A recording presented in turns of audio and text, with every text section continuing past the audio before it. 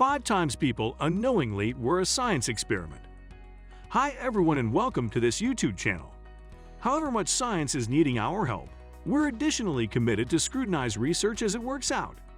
Throughout logical history, the freewheeling quest for information has prompted various moral infractions, frequently to the burden of individuals. While the Nuremberg Code, laid out after the maltreatments directed by Nazi specialists became public, expresses that the willful assent of the human subject is significant, American analysts haven't generally regarded this overarching set of principles, as these 5 absolutely unethical logical examinations delineate.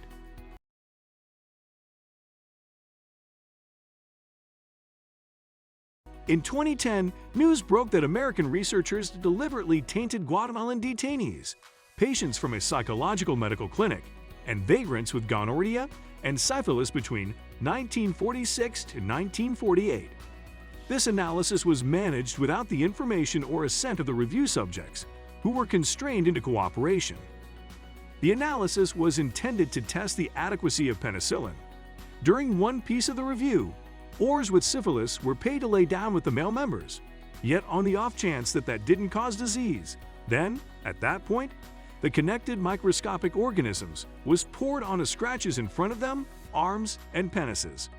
Men who'd gotten the infection were given anti-infection agents. In any case, as per Susan Reverby, Ph.D., the Wellesley College Scholastic, whose exploration revealed these occasions, whether the men were really relieved by the antimicrobials isn't clear. Generally speaking, 1,500 Guatemalans are accepted to have been impacted by this examination. For quite a long time, Henrietta Lacks cells were undeniably more notable than she was. Her cells, referred to now as HeLa cells, were gathered in 1951. Without her assent from a carcinogenic growth she got treatment for at Johns Hopkins Hospital. Needs kicked the bucket. However, her cells lived on subsequent to being separated by Dr. George Otto, hence turning into the principal cells to live and keep duplicating beyond the human body. From that point forward, her cells have been recreated many times and have turned into an essential piece of clinical exploration. Without HeLa cells, for instance, there would be no polio immunization.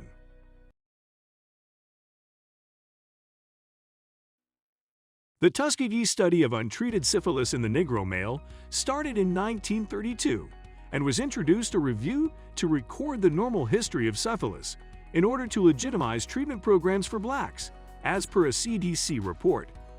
Co-show to the Public Health Service and the Tuskegee Institute. The program should most resend a half year and involved 399 individuals of color with syphilis and 201 without. All things considered, the exploration went on for quite some time, and the men concentrated on never gotten genuine treatment for syphilis. The men, who never gave their educated agree to take part in the review, were never informed the genuine reason for the review and on second thought told they were being treated for ill will, a non-scientific term that was extensively connected with a mix of sicknesses.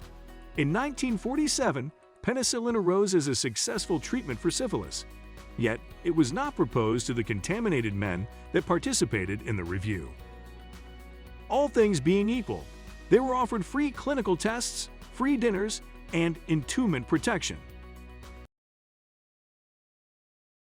In 1995, President Bill Clinton officially apologized for the benefit of the U.S. for the public authority subsidized radiation tests led on people for quite a long time after World War II.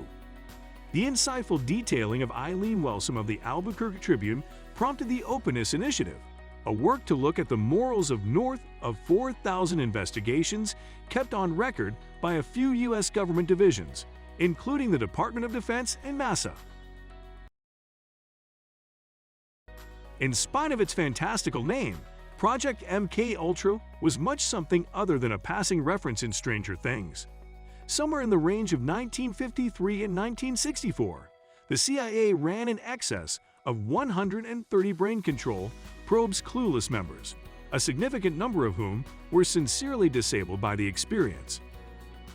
These trials stayed confidential until north of 10 years after the fact they finished, when a 1977 joint hearing coordinated by the Select Committee on Intelligence unveiled them. The deputy director of the CIA uncovered that north of 30 colleges and foundations were engaged with a broad testing and trial and error program, which included secret medication tests on accidental residents at every single social level, high and low, local Americans, and unfamiliar. Then, at that point, Democratic Senator Daniel Inouye said during the meeting, a few of these tests included the organization of LSD to accidental subjects in friendly circumstances. The actual agency recognized that these tests had neither rhyme nor reason. Like and subscribe to the channel, give a comment in case of any questions and confusions, and also must click on the bell icon.